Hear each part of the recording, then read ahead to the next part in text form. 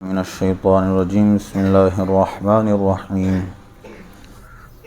وآتینا موسى الكتاب وجعلناه هدى لبني إسرائيل ألا تتخذوا من دوني وكيلا ذرية من حملنا مع نوح إنه كان عبدا شكورا وقضينا إلى بني إسرائيل في الكتاب لتفسدن في الأرض مرتين ولتعلن علوا كبيرا فإذا جاء بعد أولاهما بعثنا عليكم عبادا لنا أولي بأس شديد فجاسوا خلال الديار وكان وعدا مفعولا ثم رددنا لكم الكرة عليهم وأمددناكم بأموال وبنين وجعلناكم أكثر نفيرا صدق الله مولانا العظيم الصلاة والسلام عليك يا سيدي يا رسول الله وعلى آلك أصحابك يا سيدي يا حبيب الله الصلاة والسلام عليك يا سيدي يا نبي الله وعلى آلك أصحابك يا سيدي يا نور الله وآتینا موسیٰ الکتاب وجعلناہ ھدی لبنی اسرائیل، اور ہم نے موسیٰ کو کتاب عطا فرمائی اور اسے بنی اسرائیل کے لیے ہدایت بنایا، اللہ تتخذوا من دونی وکیلا، کہ میرے سوا کسی کو کارساز نہ ٹھہراؤ، ذریۃ من حملنا مع نوح، اے ان کی اولاد جن کو ہم نے نوح کے ساتھ سوار کیا، انہ کان عبدا شکورا، بے شک وہ بڑا شکر گزار بندہ تھا۔ سورہ بنی اسرائیل کی پہلی آیت مبارکہ میں اللہ عز و جل نے اس انعام کا تذکرہ فرمایا جو اس نے اپنے حبیب صلی اللہ علیہ وسلم پر کیا، جو احسان اپنے حبیب پر کیا، اور اس آیت کے اندر وہ انعام ذکر فرمایا جو موسیٰ علیہ السلام نے اللہ عز و جل نے موسیٰ علیہ السلام پر کیا، اور وہ انعام کیا تھا؟ فرمایا ہم نے موسیٰ کو کتاب عطا فرمائی، یعنی توریت شریف عطا فرمائی، اور اسے بنی اسرائیل کے لیے ہدایت بنایا کہ اس کے ذریعے سے اپنے معاملات حل کریں اور خود کو کفر سے اور جہالت سے بچائیں اور نور ایمان کے اندر داخل ہو جائیں۔ پھر فرمایا کہ اے ان کی اولاد جن کو ہم نے نوح کے ساتھ سوار کیا، یعنی وہ لوگ کہ جو نوح علیہ السلام کے ساتھ کشتی میں سوار ہوئے تھے اور اللہ نے انہیں طوفان نوح سے محفوظ رکھا تھا، اور بعد میں انسانی نسل انہی لوگوں سے جو ہے وہ آگے بڑھتی چلی گئی۔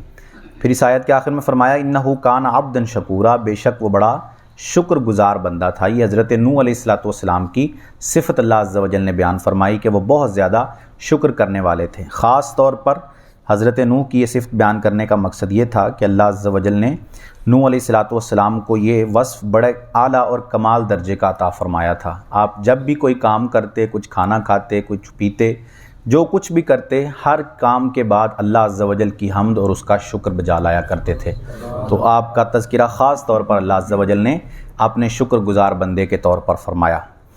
وَقَضَيْنَا إِلَىٰ بَنِي إِسْرَائِيلَ فِي الْكِتَابِ، اور ہم نے بنی اسرائیل کو کتاب میں وحی بھیجی، لَتُفْسِدُنَّ فِي الْأَرْضِ مَرَّتَيْنِ، کہ ضرور تم زمین میں 2 مرتبہ فساد مچاؤ گے، وَلَتَعْلُنَّ عُلُوًّا كَبِيرًا، اور غرور بڑا کرو گے۔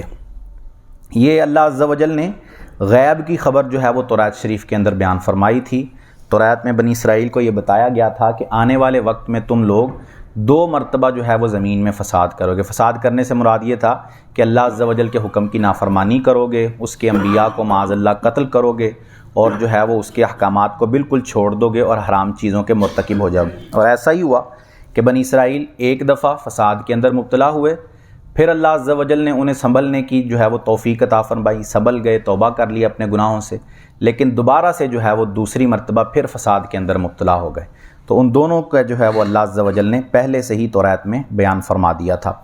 فَإِذَا جَاءَ وَعْدُ أُولَاهُمَا، پھر جب ان دونوں میں سے پہلی مرتبہ کا وعدہ آیا،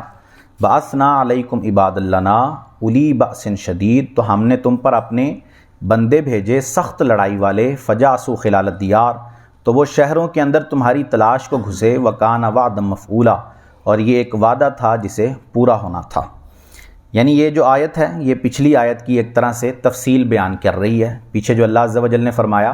کہ بنی اسرائیل 2 مرتبہ زمین میں فساد کریں گے، تو اب اس آیت میں بیان فرمایا کہ جب پہلی مرتبہ انہوں نے فساد پھیلایا، پہلی مرتبہ جب فساد شروع کیا کہ اللہ کے حکم کی نافرمانی کی، حرام کے مرتکب ہوئے، توریت کے احکامات کو چھوڑ دیا، اور اللہ کے انبیاء ایک قول کے مطابق حضرت شعیہ علیہ السلام اور ایک قول کے مطابق حضرت ارمیہ علیہ السلام، یہ ان کے نبی تھے، انہوں نے اپنے انبیاء کو جو ہے وہ قتل کر دیا، معاذ اللہ شہید کر دیا۔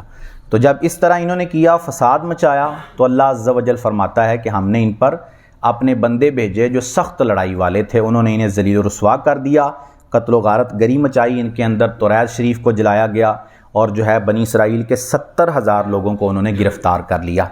یہ اب یہ کون لوگ تھے، اس کے بارے میں مختلف اقوال ہیں۔ بعض اقوال کے مطابق یہ بخت نصر جو بادشاہ تھا اس کی افواج تھیں، اس کی فوجیں تھیں، جنہوں نے جو ہے وہ بنی اسرائیل کو تاخت و تاراج کر دیا، یا پھر ایک قول کے مطابق جالوت کی جو ہے وہ افواج تھیں جنہوں نے بنی اسرائیل کو نیست و نابود کرنے کی کوشش کی۔ تو اس وقت اللہ عز و جل نے انہیں جو ہے وہ یہ مزہ چکھایا۔ تو اس آیت سے یہ بات واضح ہو گئی کہ بعض اوقات بد عملی جو ہوتی ہے اس کا نتیجہ دنیا میں ہی دیکھنے کو مل جاتا ہے۔ آخرت کا عذاب یا آخرت کی جو سزا ہے وہ تو ایک مقرر ہی ہے گناہ کی، لیکن بعض اوقات اس بد عملی کے جو نتائج ہیں وہ دنیا کے اندر ہی نظر آ جاتے ہیں۔ حدیث پاک میں بھی رسول کریم علیہ السلام کے فرمان کا مفہوم ہے۔ سیدنا عبداللہ ابن عمر بیان کرتے ہیں، حضور نے فرمایا کہ اے گروہ مہاجرین، جب تم 5 چیزوں میں مبتلا کر دیے جاؤ گے تو اس وقت تمہارا کیا حال ہو جائے گا، اور میں اللہ کی پناہ مانگتا ہوں اس بات سے کہ تمہیں ان 5 چیزوں میں مبتلا کر دیا جائے۔ نمبر 1، پہلی چیز یہ تھی، فرمایا کہ جب تم میں بے حیائی اعلانیہ طور پر ہونے لگ جائے گی تو اللہ عز و جل تم میں طاعون کی بیماری پھیلا دے گا، اور ایسی ایسی بیماریاں تم میں ظاہر ہو جائیں گی جو تم نے پہلے کبھی نہ دیکھی ہوں گی۔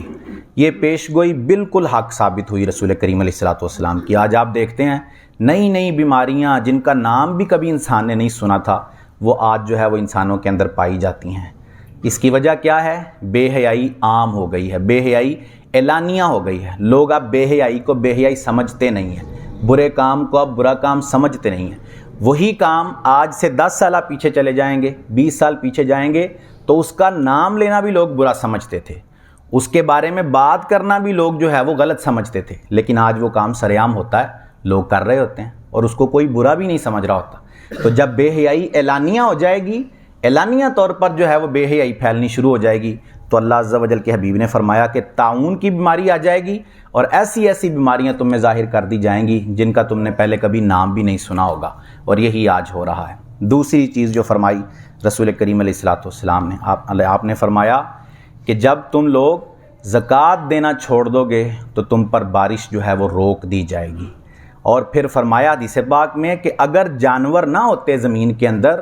تو ایک قطرہ بھی پانی کا اللہ کی طرف سے نہ برسایا جاتا۔ یعنی جب لوگ زکوٰۃ دینا چھوڑ دیتے ہیں تو اللہ بارش کو اس قدر روک لیتا کہ صرف جانوروں کی وجہ سے سمجھے پانی برس رہا ہے۔ اگر صرف انسان ہی ہوتے تو ایک قطرہ بھی اللہ عز و جل زمین پر پانی کا جو ہے وہ نہ برساتا۔ اور آج دیکھیں لوگ زکوٰۃ چھوڑ رہے ہیں، لوگوں پر جو ہے وہ سال ہا سال کی زکوٰتیں فرض ہوتی ہیں، اپنے مال کا حساب لگانا ہی جو ہے وہ گوارہ نہیں کرتے۔ بیٹھ کے سوچیں کہ میرے پاس کتنا مال ہے، اس پر کتنی زکوٰۃ بنتی ہے، اس پر کتنے پیسے میں نے ادا کرنے ہیں، سوچتے ہی نہیں ہیں۔ دینا تو پھر الگ بات ہو جاتی ہے، پہلے سوچے تو صحیح بندہ بیٹھ کے کہ میرے پاس جو اللہ نے مجھے مال عطا کیا ہے اس پر ایک حق فرض کیا ہے اللہ عز و جل نے، اور وہ ضروری ہے اور وہ دینا ہے، اس سے جان نہیں چھڑا سکتا بندہ، لیکن جو ہے وہ سوچتے نہیں، تو اس کا پھر جو ہے وہ نتیجہ بھگتنا پڑتا ہے۔ پھر فرمایا تیسری چیز کہ جب تم ناپ تول میں کمی کرنا شروع کرو گے تو اللہ عز و جل تمہیں قحط کے اندر مبتلا کر دے گا۔ اور آج ہمارے ہاں یہ بیماری عام ہے کہ لوگ ناپ تول میں شدت کے ساتھ کمی کرتے ہیں، ناپ تول کے اندر جو ہے وہ بڑی بے ایمانی کرتے ہیں، اور یہی جو ہے وہ پچھلی قوموں کا بھی شعار رہا۔ سیدنا شعیب علیہ السلام کی قوم، ان کا بھی یہی کام تھا کہ وہ ناپ تول کے اندر کمی کیا کرتے تھے، تو اللہ عز و جل نے انہیں ہلاک کر دیا۔ اب ضروری نہیں قحط کا مطلب ہم شاید یہ سمجھتے ہیں کہ بالکل سوکھا پڑ جائے اور بالکل جو ہے وہ صحرائی بن جائے، یہ قحط نہیں ہوتا۔ قحط کا مطلب ہوتا ہے رزق کی تنگی ہو جانا، اور آج رزق کی تنگی کتنی ہے آپ کے سامنے ہی ہے، کسی سے کوئی ڈھکی چھپی بات نہیں، ہر ایک کو پتہ ہے کہ کس قدر جو ہے وہ رزق کی تنگی ہے۔ اس کی وجہ ہماری اپنی بدعملی ہے۔ پھر فرمایا رسول کریم علیہ السلام نے چوتھی چیز کہ جب لوگ اللہ اور اس کے رسول کے عہد کو توڑیں گے، اس کے کیے ہوئے وعدے کو توڑیں گے، تو اللہ لوگوں پر دشمنوں کو مسلط کر دے گا، اور وہ دشمن ان کے مال اور اسباب سب چھین لیں گے۔ آج یہی ہے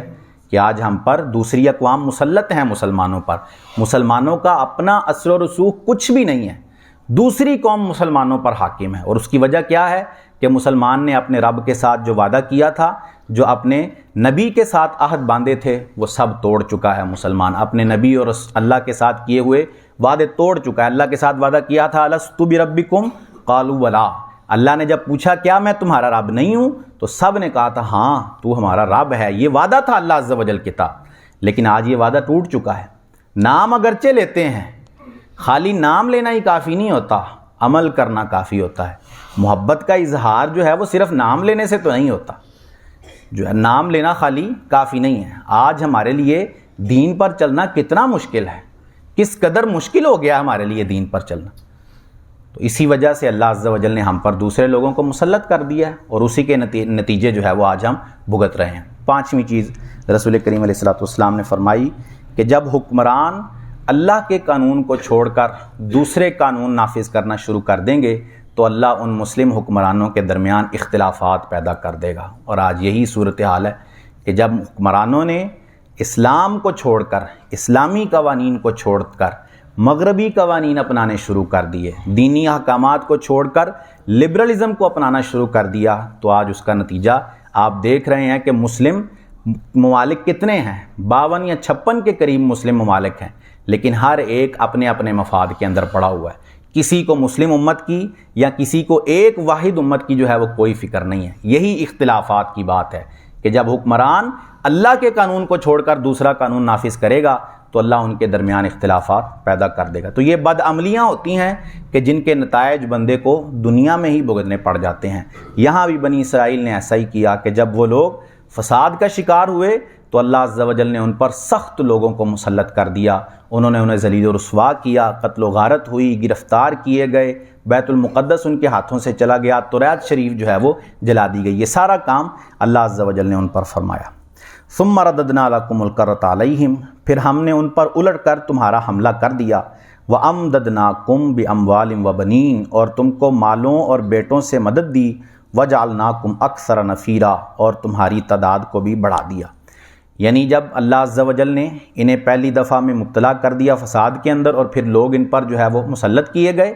تو پھر یہ لوگ جب سنبھل گئے، انہوں نے توبہ کر لی اپنے گناہ سے، معافی مانگ لی رب ذوالجلال سے، تو اللہ عز و جل فرماتا ہے کہ ہم نے تمہارا غلبہ واپس پلٹ دیا۔ یعنی جو لوگ تم پر مسلط کیے گئے تھے ان سے تمہیں آزادی عطا فرمائی، کیونکہ تم نے اپنے گناہ سے معافی مانگ لی تھی، تم نے توبہ کر لی تھی اپنے رب کے سامنے، اس کو راضی کر لیا تھا، تو اس نے تمہیں جو ہے وہ تمہاری کھوئی ہوئی طاقت دوبارہ سے واپس عطا فرما دی، تمہاری مدد فرمائی، مالوں کے ذریعے تمہارا مال بڑھایا، تمہاری اولادیں بڑھائیں، جن کے ذریعے سے تم دوبارہ سے مقابلہ کرنے پر قادر ہو گئے، تم نے مقابلہ کیا اور آزادی حاصل کر لی۔ یہ اللہ کا احسان ہوا کہ تمہیں دوبارہ سے قدرت عطا فرمائی۔ لیکن اگلی آیتوں میں فرمایا کہ انہوں نے دوبارہ سے فساد پھیلانا شروع کر دیا۔ اللہ عز و جل سے دعا ہے کہ ہمیں قرآن کی صحیح فہم عطا فرمائے،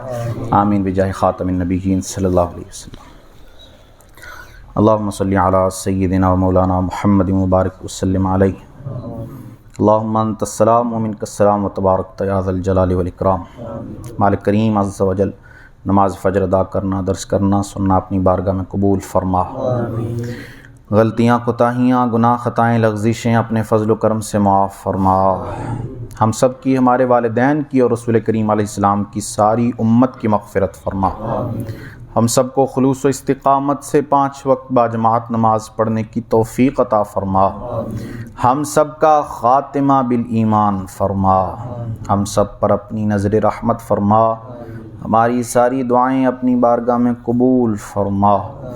صلی اللہ تعالی علی رسولہ خیر خلقہ محمد وعلی آلہ واصحابہ اجمعین برحمتک یا ارحم الراحمین۔